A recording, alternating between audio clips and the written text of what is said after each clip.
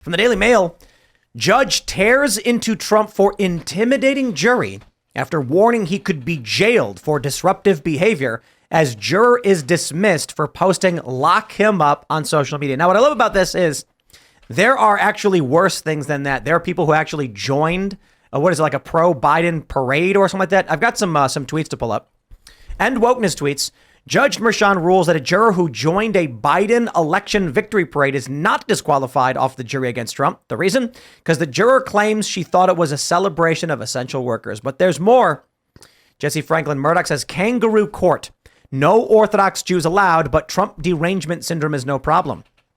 In this post from Erica Orden, Judge Juan Merchan denied another attempt by the Trump lawyer Todd Blanche to dismiss a prospective juror over social media posts, one of which said, Republicans projected to pick up 70 seats in prison. Blanche noted that both sides had, quote, a fair bit of colloquy with the prospective juror. She said such things like she lost sleep last night over whether she could be fair or impartial. The judge denied an effort by Trump's lawyers to remove a prospective juror who shared social media posts that showed celebrations on the Upper West Side after Trump lost the 2020 election. The judge said he believed the prospective juror when she answered she could be impartial if she was selected for the panel. So here we go. Donald Trump is facing already contempt charges for alleged violations of the gag order. He's been threatened with 30 days in jail, and we have numerous instances where the jurors have a clear bias against Donald Trump. I do not see a scenario where a single juror will say not guilty. Because even if they think Trump is not guilty, not a single juror wants to be the person who has to be surrounded by New York Trump deranged liberals and show themselves to be a Trump supporter. If this jury says Trump is not guilty, their lives in New York are over. I imagine they'll get attacked in the streets. They'll be kicked out of every club. They'll never be able to eat again. Do you see how many jurors they went through? They went through like 100 jurors and God knows how many times half of them burned through. I don't know if you follow that one guy, but he's tweeting out about every juror that comes through. I mean, the craziest of things too, with the people and how they've known about Trump and how they followed him forever. I don't see how he gets a fair shake. And I imagine if it comes down to all of the jurors and they can't get enough, the judge is going to say, I don't care. Clearly. I mean, the fact that the judge has denied Trump the right to go to the Supreme Court. Now, this is what everyone was talking about, that Trump asked to go to Barron's graduation, and the judge said, well, we'll see how things are moving along, but I'll wait to see where we're at in the case before I decide if you can do it. Trump got pissed and was like, I can't even go to my son's graduation. It's an outrage. But that was the judge saying, we'll see. The judge literally said, you may not go to the Supreme Court oral arguments for presidential immunity. He said, yeah, I get it. That's important. But so is the New York Supreme Court. I think as a former president, Donald Trump has a duty to this country to be at the Supreme Court during the oral arguments for presidential immunity. It is of utmost importance. And I'm of two minds on this one. I believe that presidents are immune from criminal prosecution for actions they took while during the course of their official duties, which certainly would fall under what Trump was doing, especially considering he was impeached over what happened on January 6th, but he was acquitted ultimately. So there is an element of double jeopardy, I suppose. But, I'm not going to cry too much if they rule that presidents don't have immunity. It's still no guarantee that Trump is actually convicted on any of these things. He was already acquitted once. We'll see. They'll probably load up a liberal jury in D.C. and then we'll convict him. And but at the very least, I can say it opens the door to Barack Obama being criminally charged for the extrajudicial assassinations of Anwar al-Awlaki and his son, Abdurrahman al-Awlaki.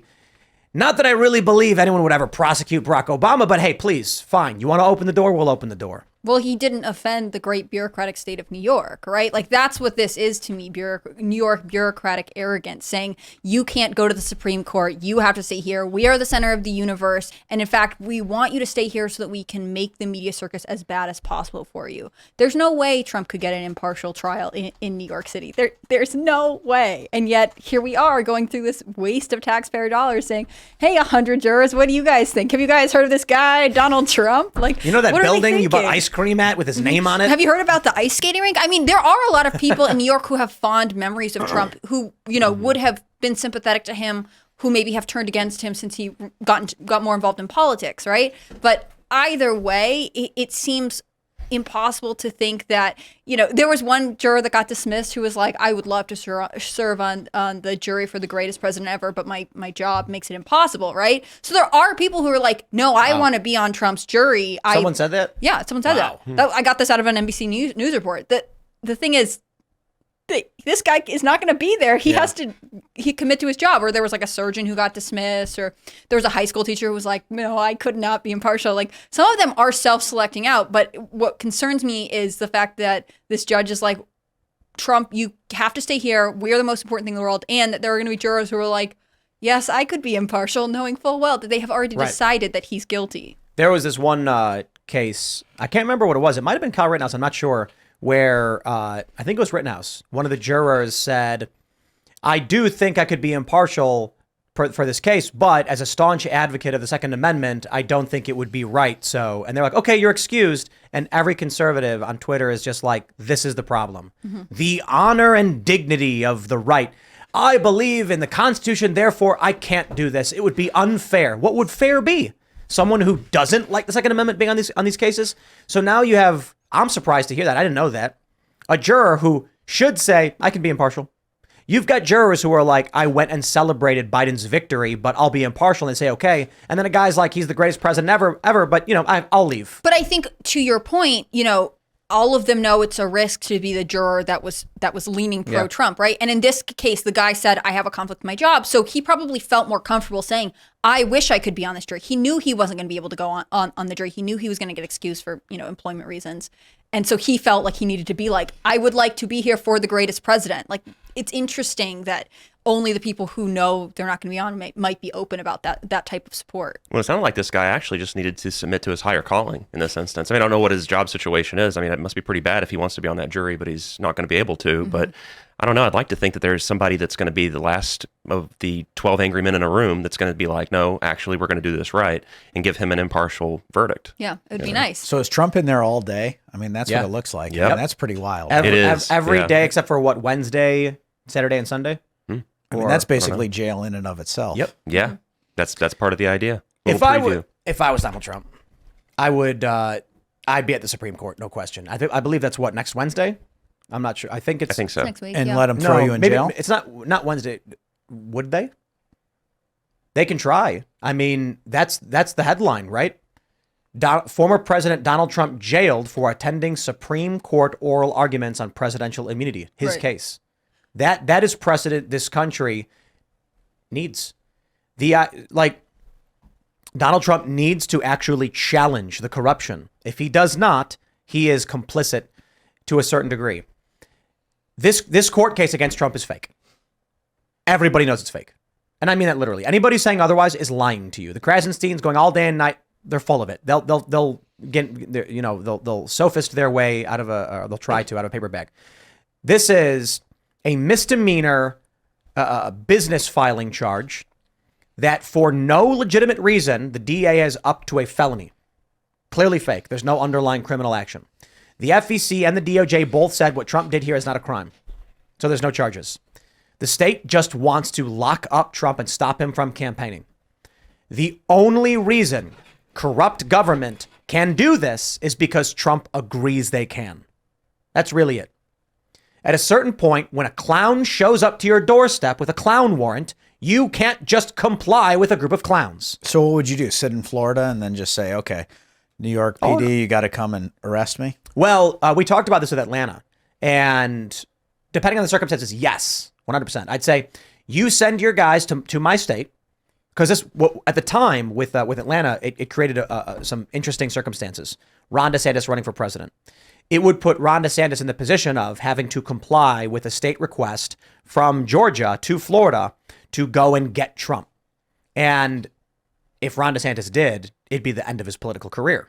He'd have to say, no, I will not file this paperwork. And then Trump could say, I've received no paperwork. They can say whatever they want on TV, but if they don't come through the legal system, it's just meaningless words on TV. As for New York, I suppose the issue is Trump owns a lot of his net worth is tied to New York. So he's concerned about that. If it were me, I would say, with all due respect, Your Honor, I will be attending the Supreme Court oral arguments, as this has tremendous consequences for this nation. And I mean that in no disrespect to this state to your proceedings, and I believe my lawyers can more than sufficiently be here to carry out their duties. But I also have a duty to this country that cannot be ignored. And then I'd go. And then I'd say, I'd call their bluff. I got to be honest. Beyond that, I don't know. If I might be a little bit more brash than Trump. Perhaps, I don't know what Trump's legal strategies are. Perhaps behind the scenes, he's thinking, look, I'm probably going to win in November. This becomes nothing. So let's just bide the time, take the press. It's putting his name on TV every single day. It makes him the number one subject. It's press you can't buy. That's probably what he's thinking. However, principally, if it were me, I might just be like, come and get me.